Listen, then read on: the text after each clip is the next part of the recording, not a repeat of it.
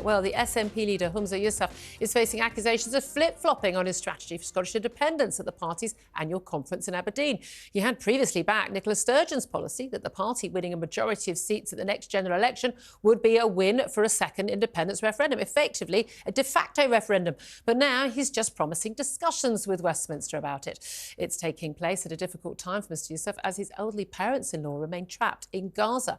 Well, joining me right now is MP and Westminster Group Leader of the Alba party. That's Neale Hanvey. Good afternoon to you.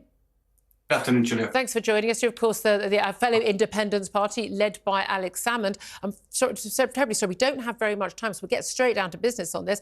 Is this a big backtrack? Is this a big flip-flop by Mr Yousaf?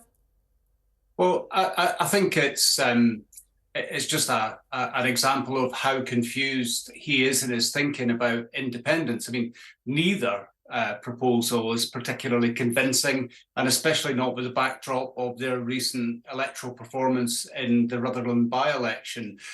So I'm not entirely sure what he thinks he will achieve, but he certainly will not achieve anything close to independence with this current strategy. It's quite clearly an attempt to continue to concentrate the support for independence in the hands of the SNP. And as we've seen, support for independence is holding up really quite strongly, whereas support for the SNP is evaporating.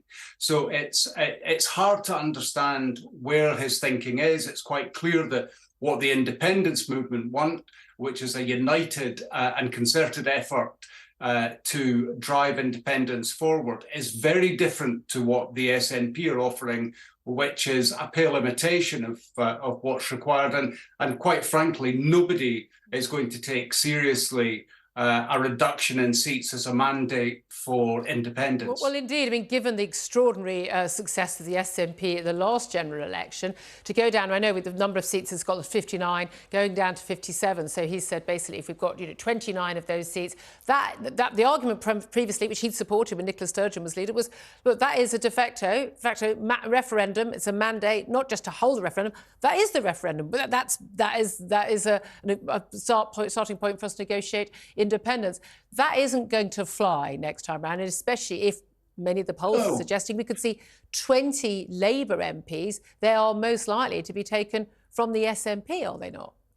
Well, yeah, quite. I mean, the reality is that if you want to demonstrate democratic support for a change in the constitutional future of any country, then you have to be able to demonstrate that there is support throughout the population. If you limit that population to one particular political party, then you're immediately handicapping the movement in that regard, and certainly no international observer is going to look at a majority of seats as a victory, particularly on a vote that is less than 50% share. And it's very unlikely, even at the zenith of SNP support, they weren't at that 50% mark. So, I mean, you can get away with an overall majority if you work in a parliamentary system such as we do in the UK currently, and you win a majority, as Boris Johnson was able to do, even with a sub 50% level of support. You still have parliamentary control. You still have a working majority, and therefore you can push your agenda forward as he did with Brexit. So it's a very different situation. That doesn't, unfortunately, that doesn't exist. That's not going to work in Scotland. Neale Hanvey, we'll have to leave it there. Huge apologies, and no doubt we will talk about this many more times from the Alba party. Thank you for that.